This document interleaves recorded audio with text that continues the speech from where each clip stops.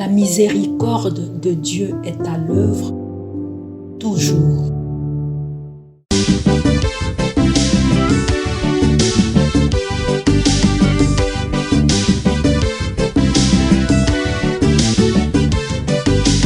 Biblia, buku ya bomoi, buku ya bonyae, emayele, ekokolisa boya bibwa biso. Biblia, buku ya bomoi, buku ya bonyae, emayele, ekokolisa. Seigneur, sois le rocher qui m'abrite, la maison bien défendue qui me sauve. Pour l'honneur de ton nom, guide-moi, conduis-moi. Au nom du Père et du Fils et du Saint-Esprit. Amen.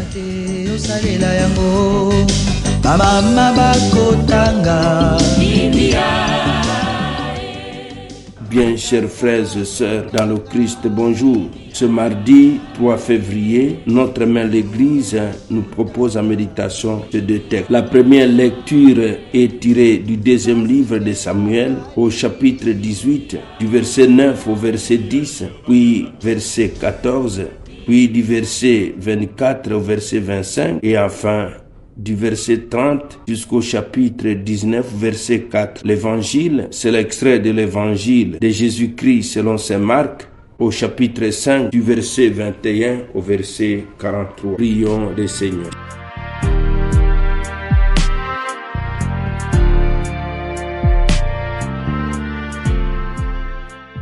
Dieu qui veut habiter le cœur droit et sincère, donne-nous de vivre selon ta grâce, alors tu pourras venir à nous pour y faire ta demeure. Par Jésus, le Christ Seigneur. Amen.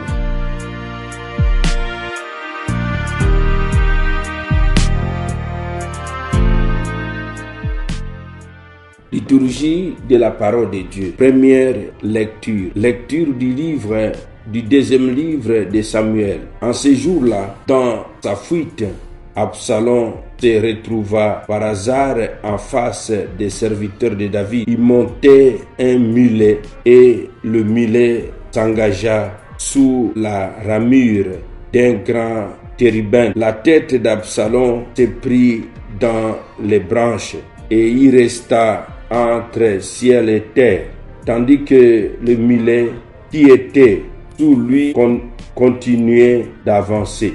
Quelqu'un l'aperçut et avertit Joab. Je viens de voir Absalom suspendu dans les térubins. Joab se saisit des trois épieux qu'il planta dans le cœur d'Absalom. David était assis à l'intérieur de la double porte de la ville.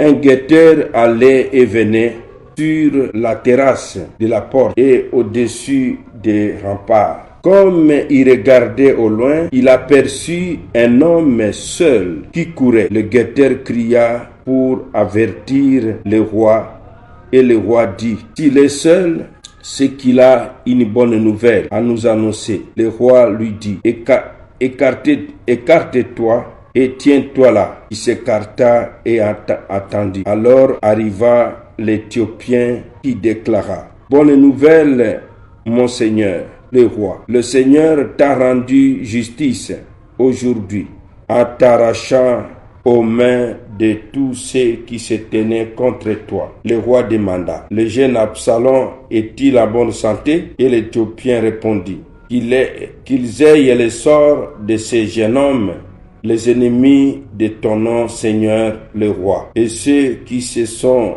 dressés contre toi aujourd'hui. Alors le roi fut bouleversé.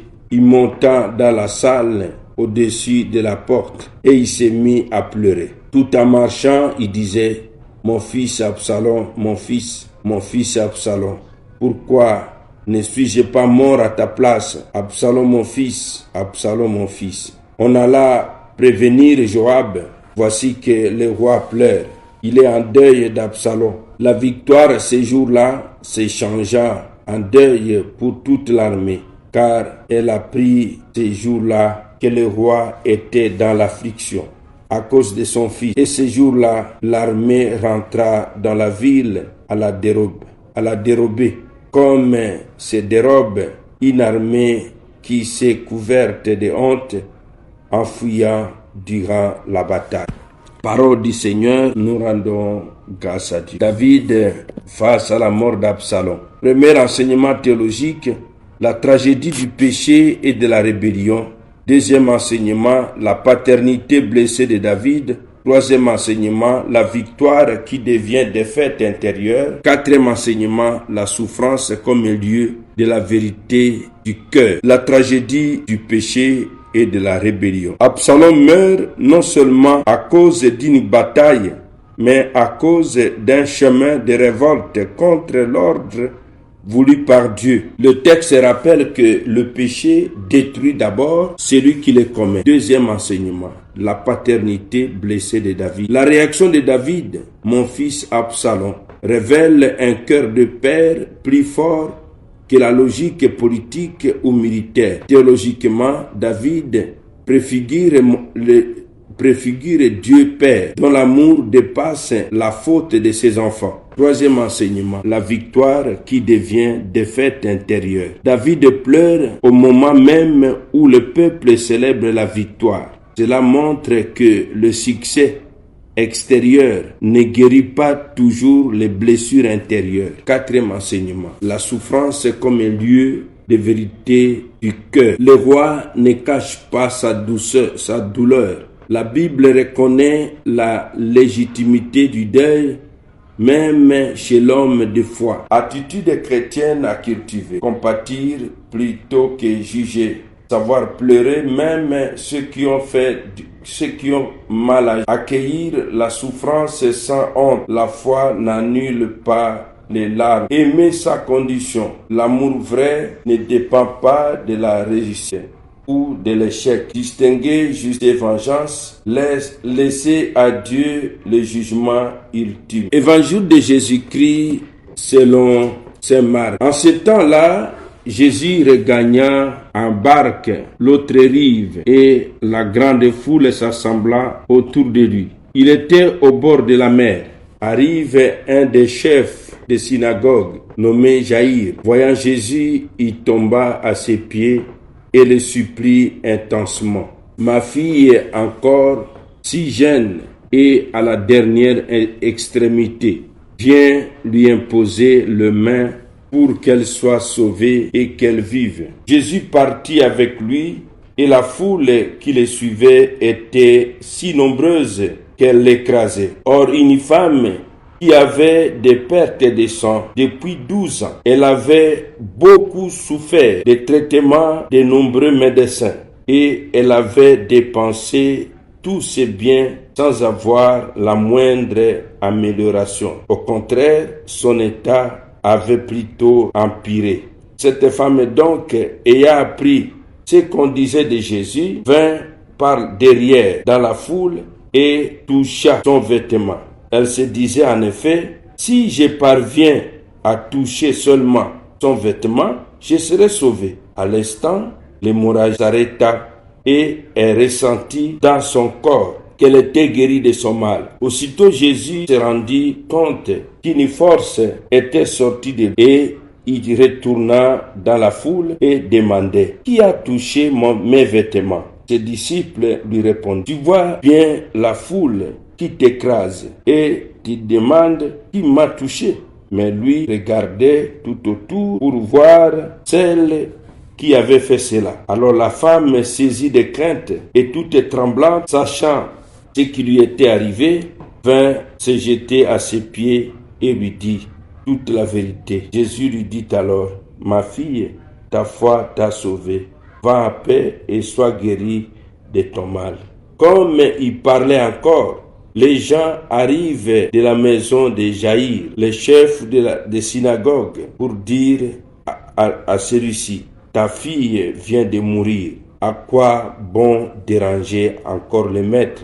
Jésus, surprenant ces mots, dit au chef de synagogue, « Ne crains pas, crois seulement. » Il ne laissa personne l'accompagner, sauf Pierre, Jacques et Jean, les frères de Jacques. Ils arrivent à la maison du chef de synagogue. Jésus voit l'agitation de ces gens et des gens qui pleurent et pousse des grands cris. Il entre et leur dit: pourquoi cette agitation et ces pleurs?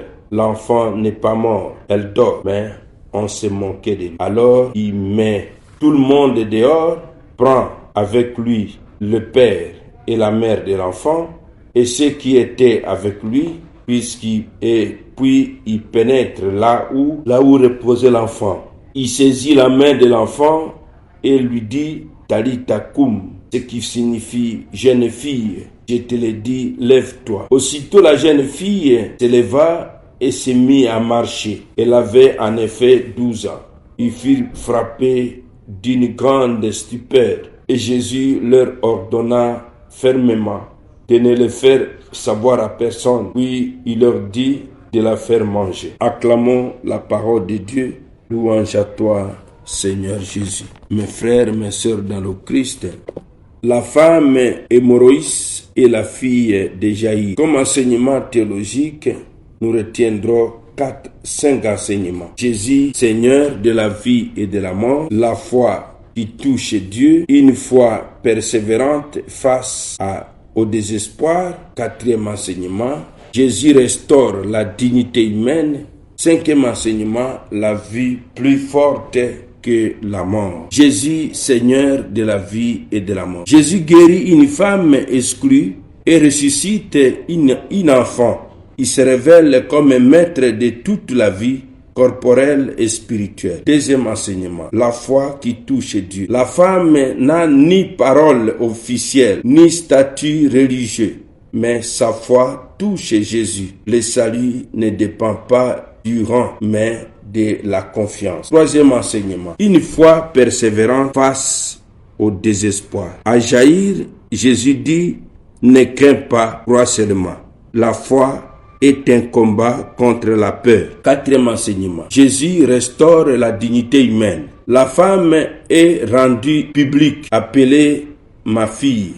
Jésus guérit aussi l'identité blessée. 5e enseignement, la vie plus forte que la mort. L'enfant n'est pas morte, elle dort. La mort n'a pas le dernier mot avec Dieu. Attitude chrétienne à cultiver. Oser s'approcher de Jésus, même dans l'impureté, la honte ou la faiblesse. Croire contre toute espérance, même quand tout semble perdu. Persévérer dans la prière malgré le silence ou l'attente. Respecter la dignité des personnes fragiles, malades, femmes, enfants exclus. Faire confiance à la puissance vivifiante du Christ. Là où l'homme ne peut que pleurer, Dieu peut encore relever et faire vivre. Dans nos familles, nos communautés et nos blessures personnelles, pleurons avec David, croyons avec la femme de Jaïr, avançons avec Jésus, Seigneur de la vie. Amen. Et que Dieu Tout-Puissant vous bénisse et vous protège, le Père, le Fils et le Saint-Esprit. Amen. Excellente journée à tous. Bonne fête patronale aux Blaise et aux enchères.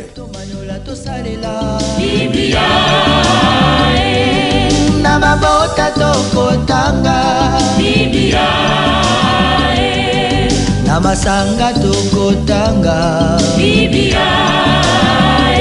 oh bipai biso buku ebombi makanisi manzambe buku ya kokabola na baninga buku ya kobomba na se ya mbeto te